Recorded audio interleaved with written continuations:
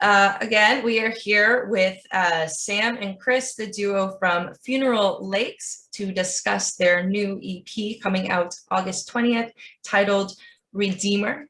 Essentially, the album surrounds songs that do not fit one genre, surrounding the themes of faith, justice, and the tension in between those two, grappling memory and legacy and asking the questions, what is it to be irredeemable, and who really grants us forgiveness?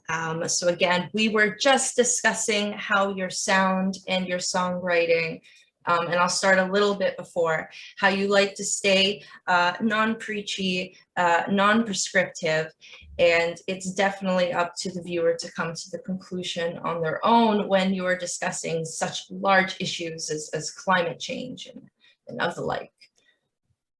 Yeah, for sure. Yeah. Very quickly, Chris, say hi, just for our listeners. Hey. Sam, say hi. Hi. All right, very distinct voices. That's awesome. Easy peasy. So yeah, you guys have a very very relaxed and easy to consume sound. It's certainly, it's far from abrasive. It's as far from it, I think, as music tends to be. But you pack in some heavy content. How do you strike a balance between the heavy topics and the easy listening and palatability of the songs? Well, I think like a lot of the songs, like structure wise, they start out like on an acoustic guitar, right? And we'll work on the melody and then sort of lyrics from there. So I think we try to get them to stand like on their own that way first, and then translate it. And I mean, like dream pop and shoegaze, those are two genres that like are hugely influential on our own lives and the way we make music. So we'll have like maybe more rocky sort of elements driving the song, but we really like to play with like atmosphere and try to like communicate an emotion maybe that's coming across in the song with the way we're sort of like stacking instrumentation, right? Sure. And sorry, you said dream pop and another genre. Okay, could you define those for me? Yeah, so like think like ethereal, atmospheric, and then like a massive pedal board, right? So like shoegaze is like you're looking down at your feet because you're doing so much work with your pedals and then tweaking and all that sort of stuff. So like My Bloody Valentine, Slow Dive, and then dream pop, like Cocteau Twins, like we're sort of the big bands coming out of Britain that really like define the sound.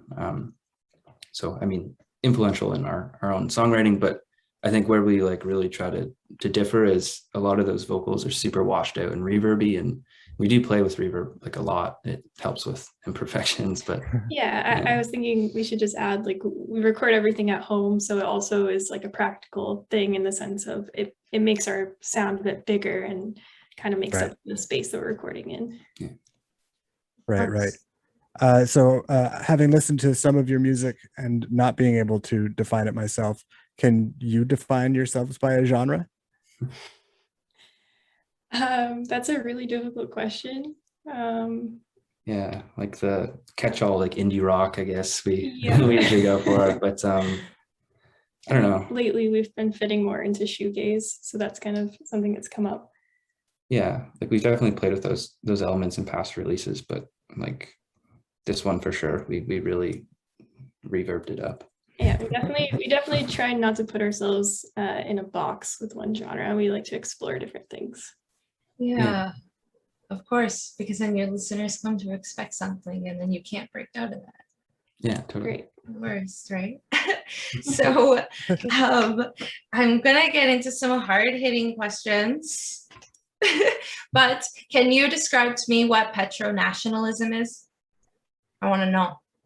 Yeah, so you're talking about Eternal Return from the last EP.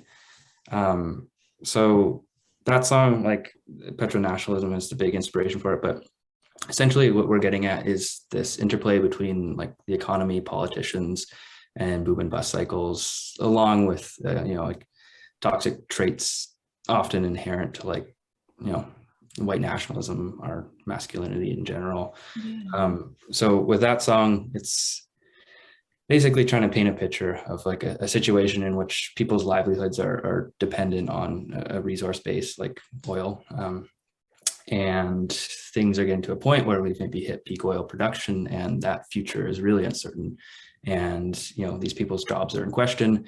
And rather than politicians or people in power recognizing that and explaining that plainly, they stoke fear and division to play populations against each other. So let's say the environmentalists are coming for your jobs, they're the evil people, as opposed to admitting that they created an untenable situation to begin with, in which jobs are no longer secure or part of the future. And then the economy, it's always the economy, right? Like, yeah, I think if I could add to that, I would just say, and looking at how that's all tied into our Canadian national identity and the foundation of our country. mm-hmm. Yeah. So Wow. would you say we're a petro-nationalist country through like the oil sands, or just our need to consume oil?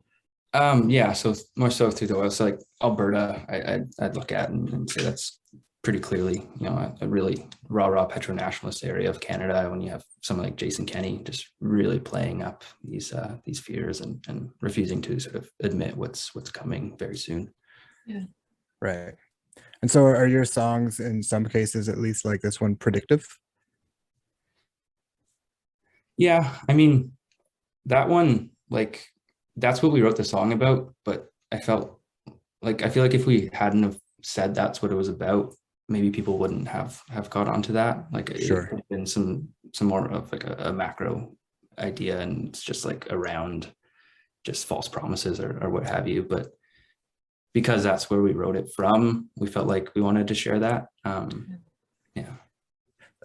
Earlier, before we started recording, you mentioned that you grew up in the punk scene a little bit, and you would hear phrases or whatever and look them up, go home and learn about them.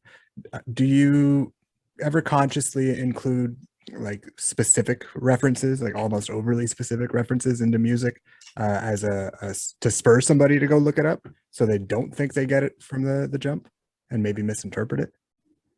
Yeah, I think there's like a few instances.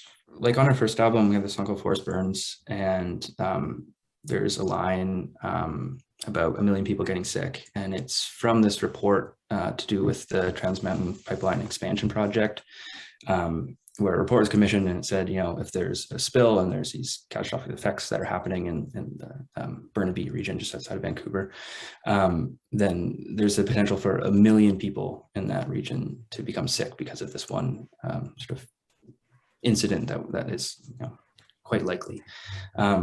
So like there's definitely parts like that where we like are drawn directly from reports or lines and that sort of thing, and there's other instances as well. Sorry. No. When you were discussing, I know this has not much to do about your music, but when you were discussing petro-nationalism, it seems to be more than just a political, it seems to be a way that people can hate, and it seems to be more insidious.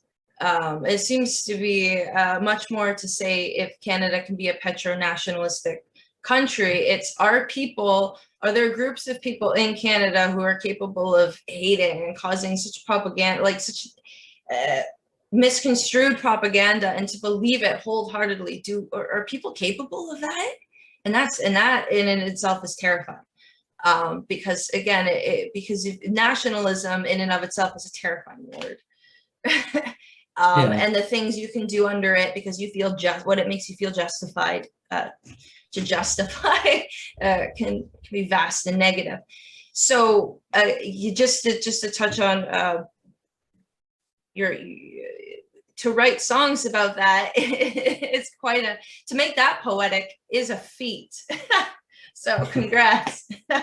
Yeah, thank you. Thank you. Yeah, just saying. So petro-nationalism, obviously based in oil, do you think the greater danger is just like resource-based nationalism Is it a misplacement of priorities? Do we think oil is more important than everything?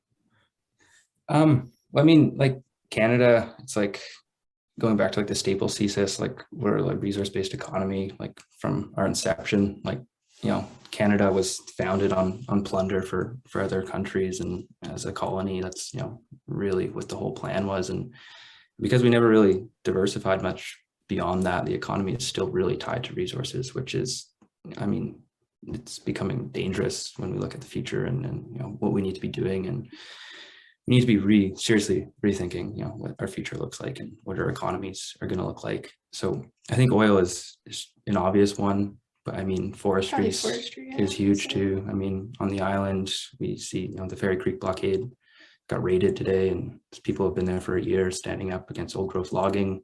It's like, you know, 2 to 3% of the province is remaining old growth, and the amount of, you know, like they always say it's worth more standing, because it's like, you know, this is getting turned into like toilet paper, and it's, you know. Yeah. Yeah, this is heavy. Yeah, sorry. No, it's important. These are things that like we need to talk about. Yeah. Wow.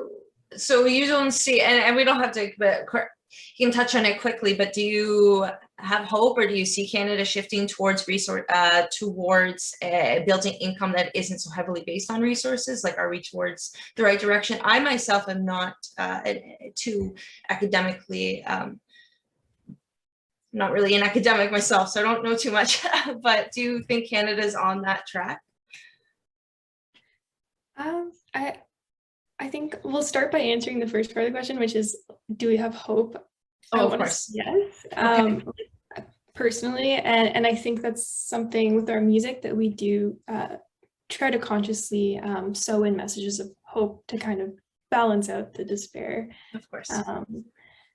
I think there's always hope that we can do things differently. There's infinite possibilities, and there isn't just one way to do things. Yeah. But the question is political will, and there needs to be way greater imagination when it comes to like, what does the future look like, right? And I feel like that's like this idea of hope. It's like it's great to hold on to hope, but it's also like really nice to see action, right? And it's important that we continue to push for that. And like, I don't know, we'll see, I guess. But yeah, it's really important that we don't just, you know, it's not just doom and gloom, right? Of course. I have 2 questions, and you can answer them in either order you like. Question number 1, do you have a sense of the mistakes that we made to get here, like the systemic mistakes that we've made to create the situation that we're in? Number 2, do you have a vision for how we get out of here?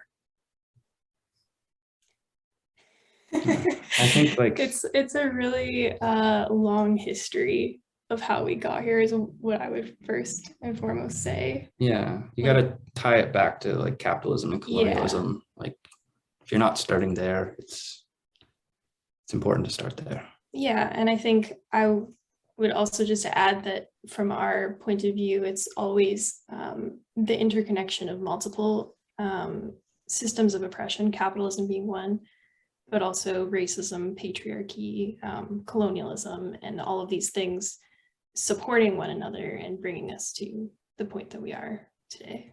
Yeah, and I think that, you know, there's been a lot of realization in the last number of years, and there's a shift in thinking, which is really awesome to see. And I think especially with like our younger generation, right? Like, people are more tuned in and realizing that there's something coming, and we really have to make a change now. And I think that's really, it's awesome, right? It's like what you need to see.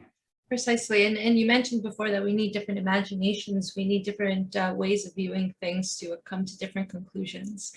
And that's kind of why I reach out to artists and ask them questions you would usually ask non-artists. You need different kinds of minds to approach different situations. And that's why I believe artistry is so invaluable, and it needs to work together with problem solving and politics, much like spirituality and science work hand in hand effortlessly.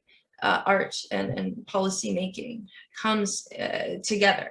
Art stimulates curiosity, and curiosity stimulates questioning that which is already accepted, and questioning that which is already accepted changes policies and it get things moving. But also, and it is, don't want to talk too much about it, but again, we do need kind of an entire different zeitgeist of things. So music is a great way to start.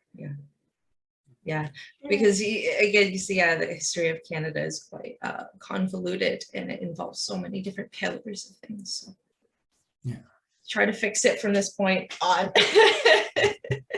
Yeah, I don't think, I don't know if we have the answer, but I think we definitely need a lot of different people from different backgrounds coming together. Yeah, absolutely. Yeah. So yes, I will ask, I'll read you something. Climate change is often seen about being just a change in weather. In reality, it is about changes in our very way of life. What are some noticeable changes that you've actually seen presently in our day and age that can measure, or you can use to measure that? Yeah, well, just today, like just going out in Kingston, I mean, it was incredibly hot. And recently we've been seeing a lot of haze coming down from the fires up north. Oh yeah, I'm looking at the sun and it's bright red, yeah. Yeah. And I know this year was the most forest fires in Canada on record. So we're definitely seeing tangible changes. Yeah, I think forest fires are a great example of like looking at just like kind of multi-factored consequences. Like climate change is causing weather change, which is, more lightning strikes and making things much drier. But you also have to factor in the fact that forest industries have been largely mismanaged for a very long time, and the amount of slash piles sitting around and just, poor regulations creates these tinder boxes that are then worsened by climate changing and by, inclement weather. So I think just recognizing like the interconnected sort of nature of these things is really important, that, climate change is really bad, and resource extraction and poor practices are also playing a huge role. Yeah, and then also like with the fires and heat in general, it is like how that affects agriculture and our food supplies and our water supplies, and these are all things that people are already experiencing. So yeah, of course. Sorry, on the flip side of that question, what do you see that people are doing well? I think like community organizing is popping up a lot. I mean, even with like climate change aside, with the pandemic, like the amount of mutual aid groups that popped up was like just incredible to see. People just realizing that they need to take care of one another and take care of their neighbors. And I think I'm really excited by like, grassroots and, even just municipal level things happening and people coming together and getting more engaged. Because I think when you approach it from like a really macro point of view, can be so overwhelming, and like if you're engaging with it every day, it's really disheartening. But if you can find a group of people that you can work with and find commonality with, that's huge. of course. And I was just going to tie it back into your music, a lyric from your song Anthropocene Dream, if I'm pronouncing that correctly. So we will be guilt-free from all the lives we choose. I wrote in marker. So we will be guilt-free from all the lies we choose, what we consume. If I am lost, then so are you. It's hard to believe, it's getting harder to breathe. And again, that's a very eloquent way of describing much to what you were getting at, the current fires that are becoming more prevalent. Very eloquent way of describing that. What was currently happening when you wrote that song? Well, the first part, so we will be guilt-free, I think is kind of speaking toward greenwashing, and this like corporations kind of telling you like, oh, well, if you do this, if you buy this product, this is eco-friendly, and like then you're doing your part. And this kind of idea of like individual responsibility, when in reality, it doesn't matter how many metal straws we use if a company like Amazon still exists. Yeah. I Yeah, I always say to people, yeah, okay, that's great. I'm causing it, but why don't you just go to China and tell them all to just stop? Because I don't like, just go there. Go to like the big actual places that are causing these actual issues. You know what I mean? Like, don't me. I can do little incremental change, but I'm not going to be able to compete with all of China. It's ridiculous. Yeah. Yeah, and I think like another the whole idea of like a carbon footprint, like that was introduced by like big oil again to push it to this individual responsibility. So, yeah, it's not our responsibility. And you say that and people say, oh, you just hate the environment. It's like, no, I'm a critical thinker. It's like, Yeah. you know? Yeah. Because it's like, yeah, I mean, like if there are things in your own life you can do, that's awesome. But like Sam was saying, it's like, 100 companies are responsible for 71% of emissions. That's like, it's such a difficult like number to wrap your head around, when I feel like for a lot of our lives, like we were really focused on this like individual thing, but it's not an individual problem, right? It's like a collective problem. And that means that collective action is really the only sort of solution if there is one. So do we need to get rid of lobbying? Do we need to break up big businesses? Is there a maximum business size? Like, I agree with you wholeheartedly that these are the problems and the influence of these people to make me feel guilty instead of angry. That's not cool. And they're the bad guys, like across the board. Is it just getting them out of politics, you think? Is that step one at least? Well, it's tough, right? I mean, like America versus Canada, if you want to just look at like North American context, like the lobbying and dark money that goes through American politics is like, it's just insane, right? Yeah. And we often think in Canada, it's like, oh, well, we're a lot better. But you look at like the amount of royalties that companies are paying back to, municipalities or provinces or the feds. It's like the amount we're subsidizing these oil and gas companies, it's like, it's not balancing out. And it's getting to like a really untenable point where thinking like with fracking in BC, which is a huge major issue that we should not be fracking at all. But you look at these like LNG companies and the amount that they're being subsidized, it's like if they weren't getting that money, they wouldn't have a business case to exist.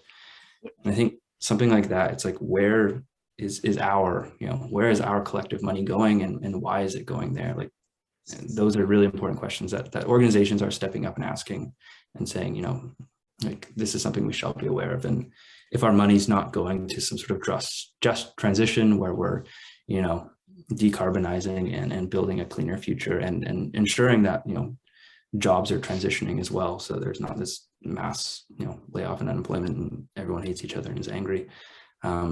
That's really where the money should be going. And if there's a solution, it's mobilizing that effort and making sure that happens and spending our money on things that are going to help us in this future that's coming.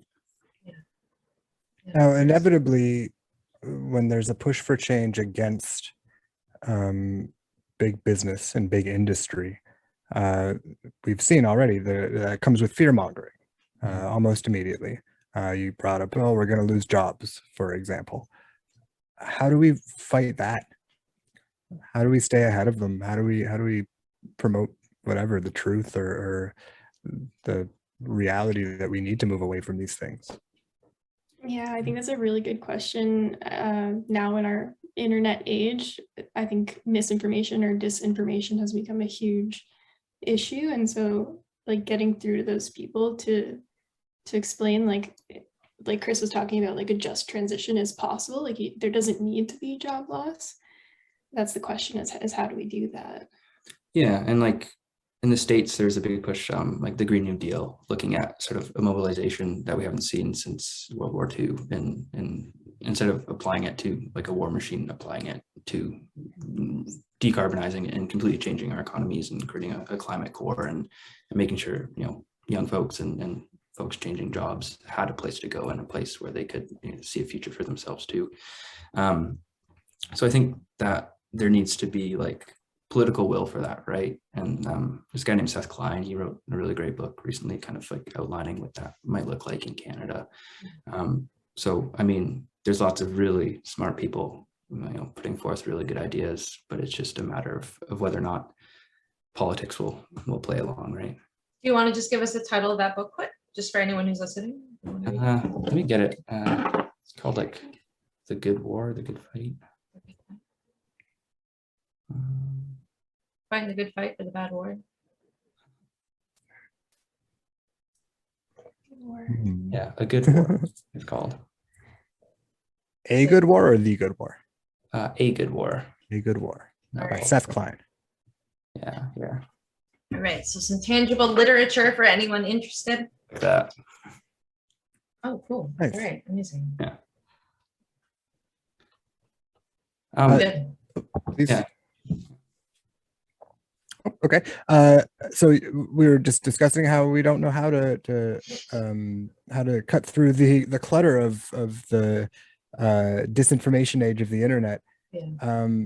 I think what you're doing already is the brilliant way to do it, which again is through a palatable means like your beautiful music, but also by not telling people what to think, right? We're approaching it by asking the questions and allowing the audience to answer their own questions and to do their own research. And for sure, that'll lead to some folks finding disinformation and getting on the wrong train. But that's the only real avenue, right? It is to ask yourself and to question for yourself rather than accepting the information of others without considering, I guess, the reality of it. Yeah, for sure. exactly. So, Redeemer, again, it's going to be available on August 20th. It's surrounding the themes faith, justice, tension, in between the two. In the context of faith, you said you went to Catholic school in your younger years, adolescence. What does faith mean to both of you? What is it to you? I think it's changed a lot. Like there was this prescribed idea that we were both told for a long time.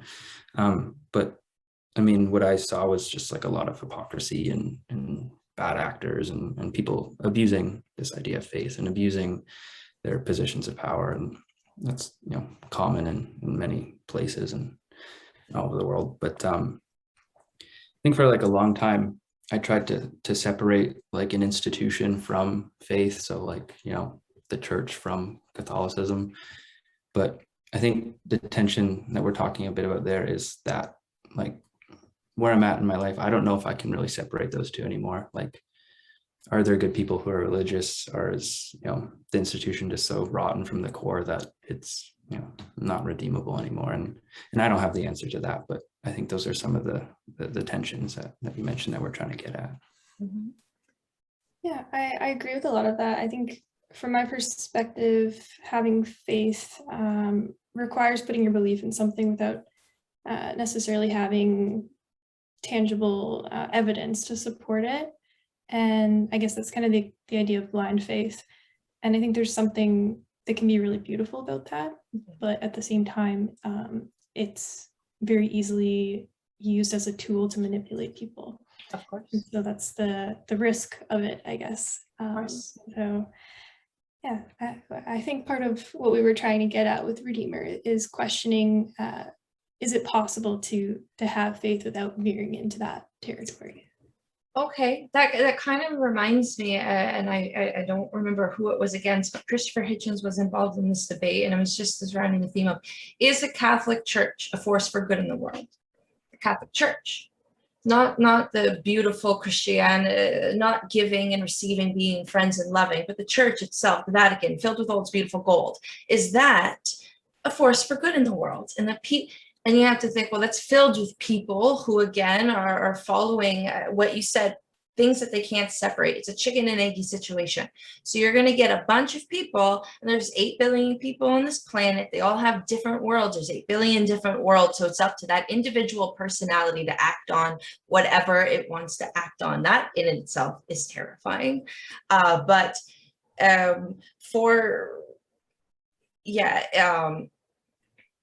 Can it be a force for good? And as you're saying, blind faith, faith is beautiful, but it can become disastrous, and it just presents its faith even necessary.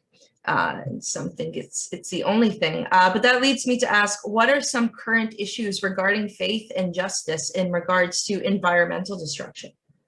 Like, is there any, so to get more specific, are there any spiritual tribal groups protesting land, protesting policy, protesting, is there anything spiritual combating anything having to do with justice?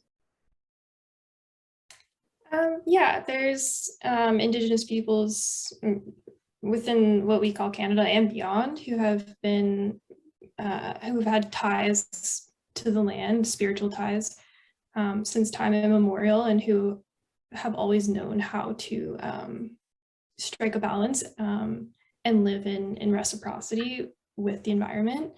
So I don't think that we would ever say that faith or spirituality or whatever you want to call it is not compatible with caring for the environment. I think they're very much compatible. But yeah, I think there's so many different iterations of faith. It really depends which one we're looking at. And the example you gave of the Catholic Church, I think when there's so much centralized power and money in an institution that large, then that's when we really have to start questioning, like you said, like, are they really doing good? Oh yeah, no, they can sell everything there and give it away, but they won't. They want to hoard. It's great. It's wonderful. They can do whatever they want. But again, no, I think, sorry, I'll let you continue, Chris. No, just like what you said, hoarding, and it's all stolen wealth, right? And if they spent, the next decade, breaking it apart and redistributing it back to the communities they stole it from, maybe then they could become a force for good. But the fact that that's what they'd have to do, it's pretty bad indictment of what they've gotten away with and what they've perpetrated. And it's hard to look at, faith aside, just looking at the Catholic Church. I mean, it's pretty hard to defend them. Precisely. Is there a parallel there between, we'll call it blind religious faith? It's not truly blind, of course. People, read their scripture and whatever, but all the same, blind religious faith and faith in capitalism, faith in those now overpowerful businesses that use some of the same, again, fear-mongering kind of techniques and guilt-tripping kind of techniques to control us. Is it that I see you're nodding? Yeah. Definitely. And I think another commonality between the two is the fact that they've both existed for so long, and yet there have been countless issues with them. And clearly it's time to try something new. Yeah. And like with this EP, it's like that capitalism religion, it's like supposed to be like an interplay. Like you could read it both ways for a lot of the songs. It's like not just supposed to be a single narrative. Right. So I think we are really playing with the relationship between the two. And specifically with the founding of Canada, if that's what you want to call it, you can see a lot of ties between Christian motivations and capitalist motivations, like things like manifest destiny and believing that the settlers had a right to this land because it wasn't inhabited by Christian people. So I think there's definitely... Well, yeah, and it was like the papal bulls with the doctrine of discovery and terra nullius. It's like the church put forth these edicts that made it okay to go and steal land and to plunder it. And yeah. So when we're talking to somebody about religion who we disagree with, if we are trying to sway their beliefs, one way of doing it carefully is to present evidence to contradict what they believe. But even that, and even when it's correct, that can lead to real backlash and upset feelings, for lack of a better term.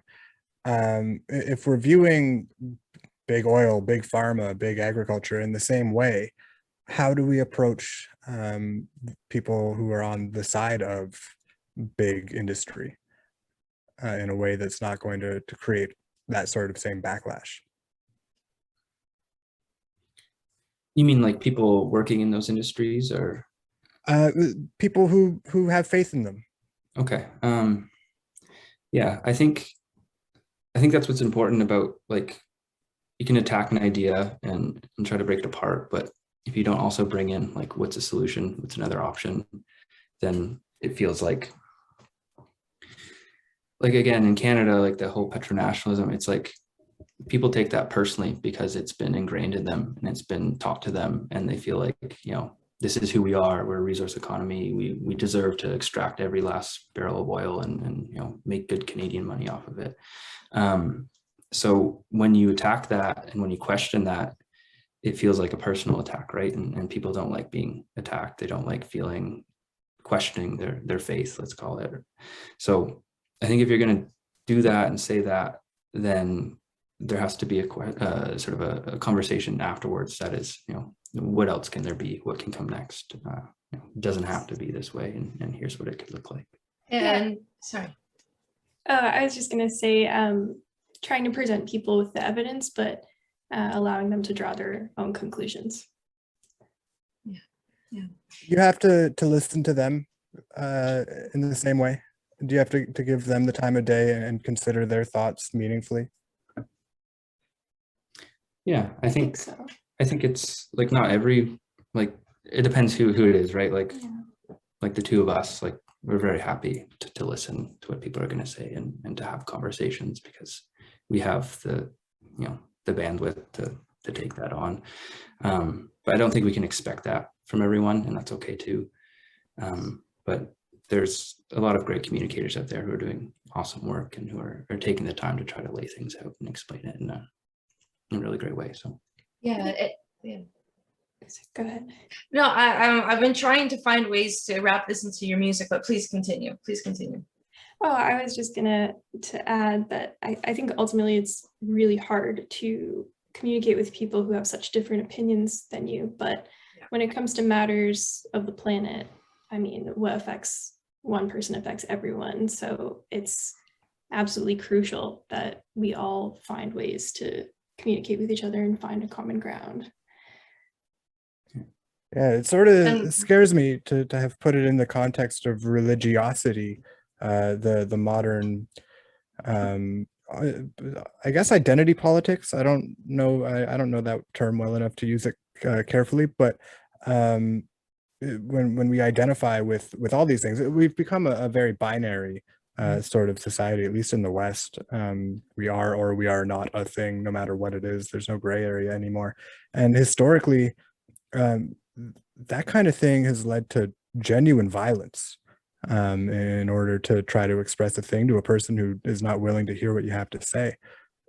Does that scare you? Do we see ourselves on that sort of path? And is there a way to avoid it? Like, I'm just getting scared now, kind of thinking about it. This is the first I've had these thoughts.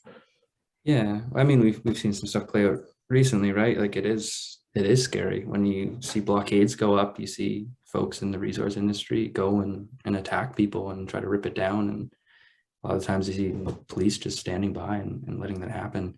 So I think we've reached a juncture, and I mean, in the US it was quite apparent with Trump, and you know, fascism is alive and well. It never went away, and I think that we need to start talking about these things openly and you know, and calling a spade, and when somebody's doing something that's just, you know, really inappropriate or not right, it's something that needs to be called out and addressed. And I mean, we have a federal election coming up, and I'm sure a lot of this will play out, and be interesting to see how that goes. Yes. So if anyone wants to make any change to anything or figure out how to do it, listen to Redeemer, your new EP. So essentially, Redeemer, to be redeemed. Do you believe we are all collectively guilty?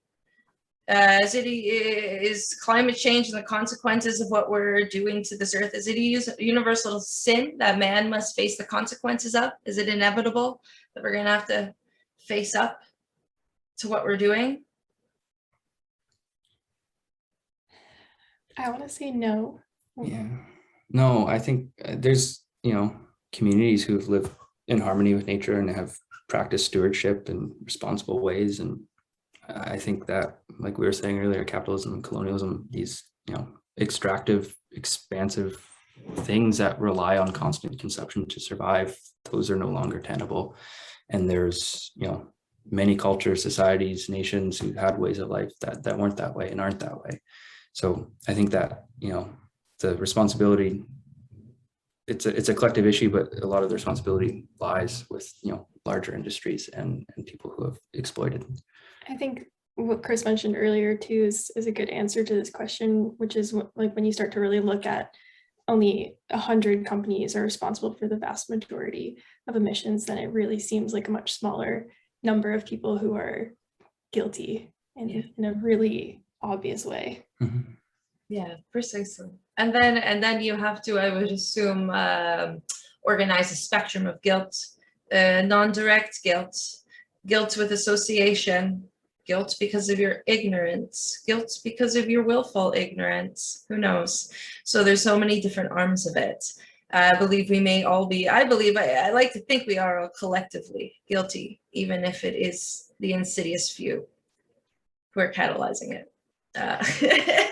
This is my ominous approach.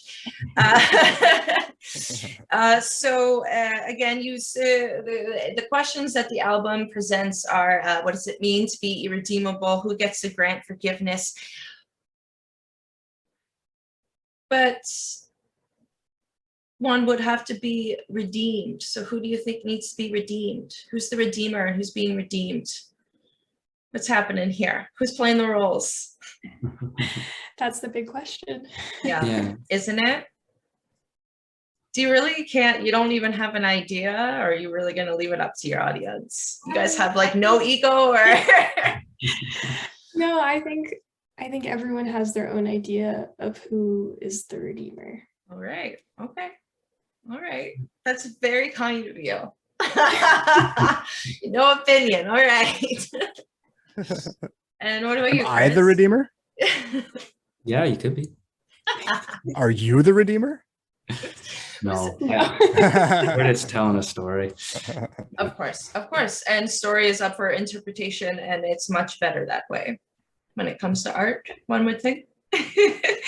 And I do want to bring up a quote that I brought up before we were recording, because I think it's just a great way to describe your sound, from Various Small Flames from the song Earth Rolls. Comments, I wrote it in marker, so it's very hard to see. So I'll start that again. From Various Small Flames from the song Earth Falls. This is just a comment on the sound from that song. Earth Falls is an anthem for our current predicament, combining hopeless despair and a steely defiance. And again, that's a beautiful contrast of what's it called? Adjectives to describe Funeral Lakes. You are currently based in Kingston, Ontario, but you're originally from Vancouver, BC. And again, you can definitely tell how the West Coast just has a sound. Like from rap, from Snoop to like any genre, like it's from the West, you know, it has a specific sound. And just quickly, if you want to touch on, did BC in any way, does it reflect, has it influenced your music being from the coast? Yeah, I'm from Toronto, but I moved to BC with Chris. Chris is from Vancouver. And then we lived there for a few years before moving back here. Maybe you want to answer that question. Yeah, I mean, like a lot of the natural imagery, right? It's like you're just surrounded by it. So it's easy for it to kind of, well, I think it's easy to take it for granted, but like now being here, it's something that you think about constantly.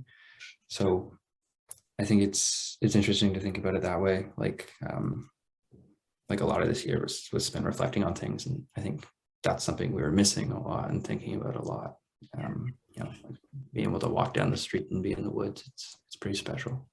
Yeah. Are you settling into Kingston now, or you think you're gonna stay on the move? Got another year here at least. To be decided. Yeah, we were here for 4 years as well. Like when we did our undergrad. It's a really nice place. It's a good like pace. course. We were living in Toronto before, and I think it was, I mean, personally, is a little bit too much for me. But Yeah. Yeah, I've lived in Kingston all of my life, and Queens is a beautiful location for many students looking for a city that's like Toronto, but it's a lot smaller and calm. So how the buildings downtown, it never used to be as fancy as that. So it's definitely changing. Just thinking in terms of the message of your music and the geography that you are in at a given time, do you think you have a more receptive audience farther away from the downtown Toronto sort of core? Are people more tuned into nature and the environment a little bit farther from the concrete jungle? I don't know. I'm trying to think where most of our listeners would be. I think like when we first got started, we had a really hard time like finding a band that would let us open, or you know, find a venue that would take us on, because like we just put out a few singles and stuff. Yeah. So like we reached out to some blogs and stuff, and like more people cared about it like outside of Canada for a little while, and then we finally got booked for some stuff, and people would come to the shows in Toronto, and they were good, but again, that was like just when the world was kind of about to change. So we kind of hit like a huge, like we'd gained some momentum, I guess, what I'm saying, and then it just kind of, you know, fell out like everyone else, right? So Right. Of course. Where was your favorite place playing in Toronto? We played our first show in Toronto that we played was at Sneaky D's. Okay. Classic. Yeah, no, it was super cool. It was a good experience. yeah. Of course. Because I was just checking the information that you sent me, and so many people are commending on your work and people commenting on it. You seem to have very great reviews. So you really were able to market yourselves quite well and get yourself into these places that you need to be seen. Again, I was reading up on you from Queen's Journal, and there was another one and another article, and these people are good at getting the word out there. Yeah. So yeah. But Queens in and of itself is a great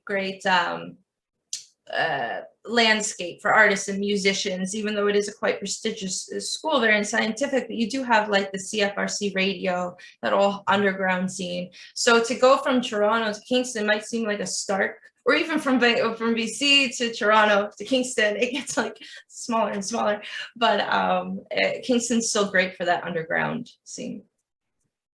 Yeah, For sure. Yeah, it has like, there's a lot of really cool venues and awesome spaces, and like you said, CFRC, it's awesome.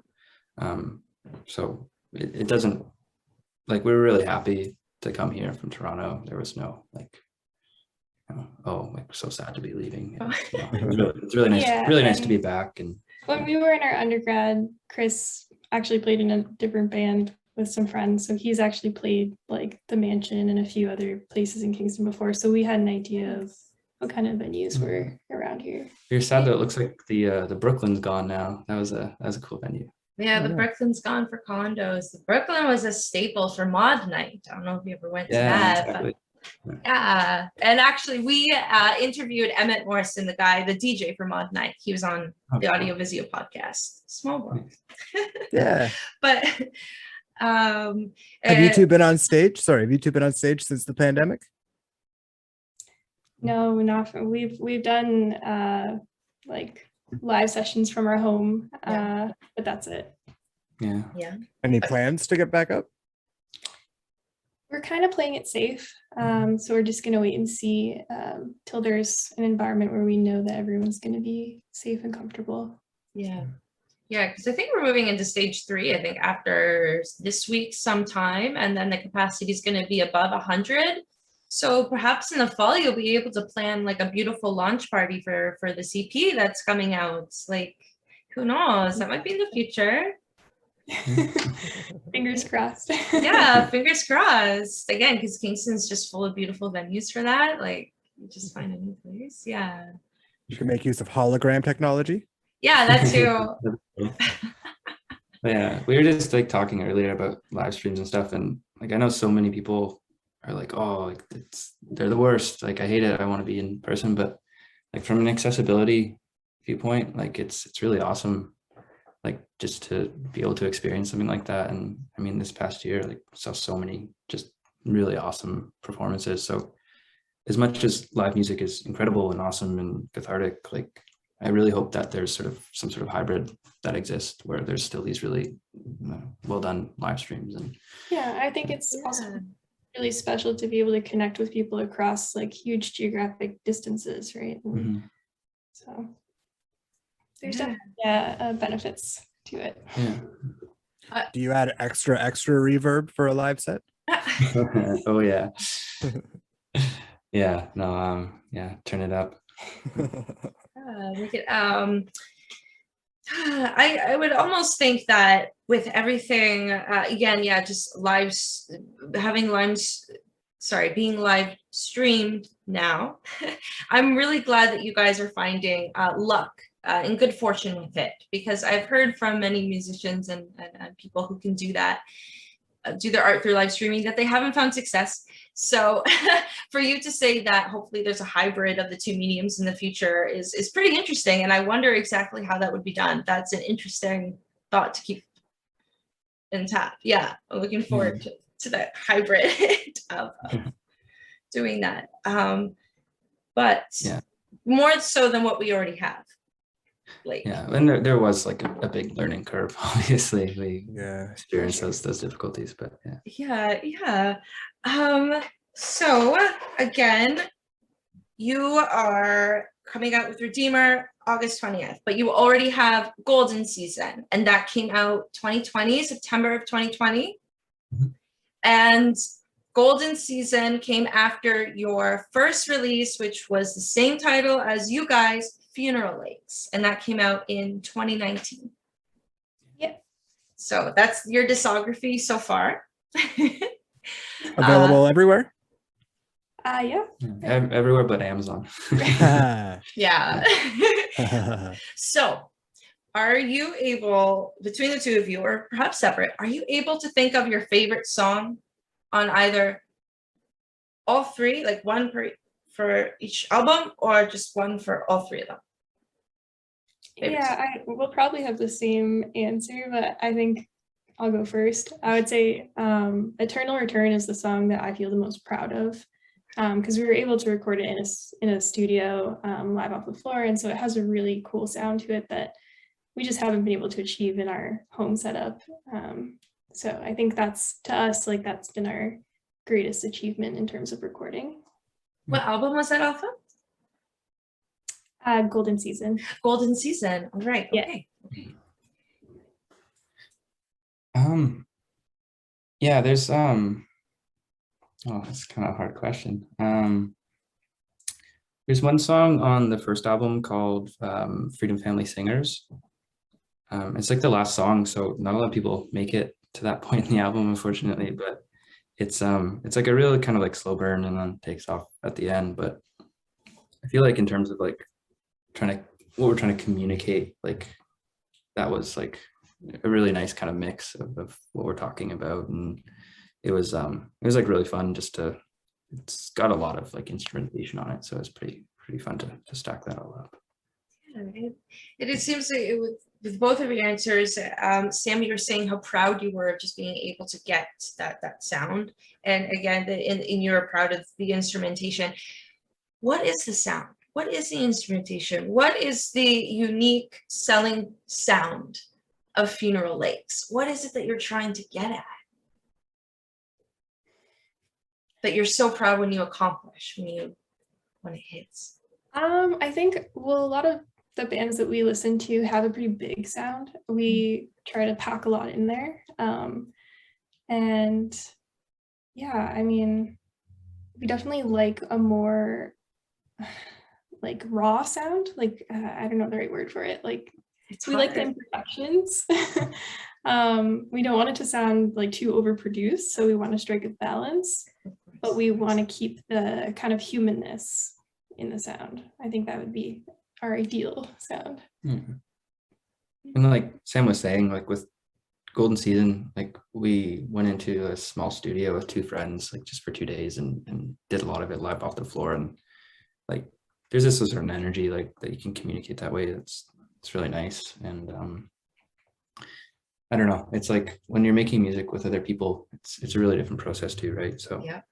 normally it's just the two of us, which is awesome, but we just like overdub and stack and kind of do that. Whereas if like you have like a time frame and just that to work with, then you kind of force yourself to perform differently, which is And I think that collective energy also comes through in the sound versus all the other stuff that we record on our own in a more insular process. You kind of hear that. yeah. All right. So it's kind of, you don't know what you're looking for until you see it or feel it, and you're like, oh, that. Yep, that's it for that. Yep.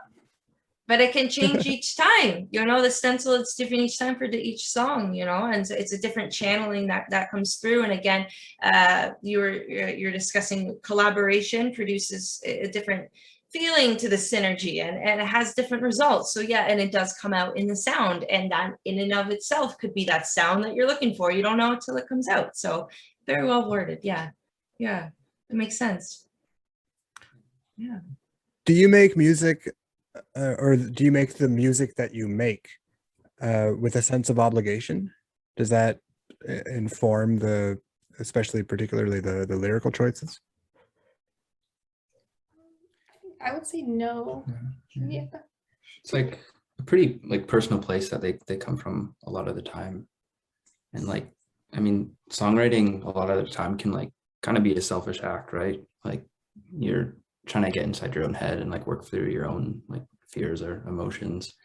And then obviously it becomes, like a product or a thing that people are consuming. So it takes on a new life then, but like kind of at its base form, it's very different. I think something that we've also talked about is like, even if no one listened to our music, we wouldn't stop making music. It's for us, like it's a cathartic thing that we do in our lives. So. Yeah. Of course. So right now it is 10 to 9, and I don't want to keep you any longer because you were or too much longer rather, because I love speaking to you, but you were so very patient with my little fumble earlier.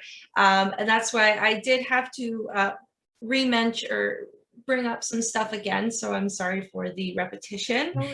Totally fine. Yeah. But I appreciate again your patience.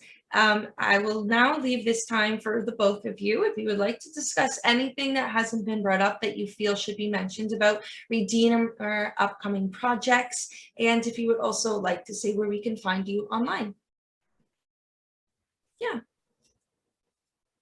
I mean, Bandcamp is like the best. It's kind of like the gold standard, right? Like it's really nice model where money like actually goes into the artist's hands, which is cool.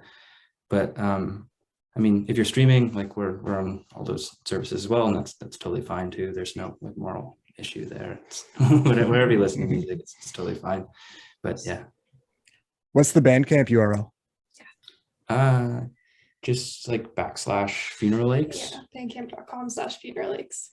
So Funeral Lakes is kind of all inclusive, like Instagram, search Funeral Lakes, you're there. Twitter, Funeral Lakes, you're there. YouTube, Funeral Lakes, you're there, kind of thing. Yeah, we're on all the things. Yeah, just Funeral Lakes, all one word. Okay, amazing. Again, that's just for the listeners, but I will have links in the description just in case. Cool. Of course. And again, yes, so again, I'll leave the floor. I will stop talking. I get very excited. If you want to say anything else about your EP. No, I mean, it's, yeah, I think it's like a little bit different from some of the past music, but like it's definitely more similar to the first release than our last one, just because of the way we went about recording it. But yeah, excited to put it out there. We're never really know what people are gonna think or expect, but that's okay. Yeah. Of course. I hope people enjoy it. Yeah, and we're always working on new music, so we've got some more new stuff that we're excited to share sometime in the future. Yeah, I was going to ask about any upcoming projects or music, but you said there's going to be some in the future, so we should look out for that. And who knows, there might be a launch party. There might be a little shindig. Who knows? In the future. What's your primary social media vessel? Probably Instagram. Yeah. That's where we have biggest. All right. So if we're gonna find you somewhere, that's the spot to go. Yeah. Yeah, for sure. yeah. Cool, Okay. cool. Of course.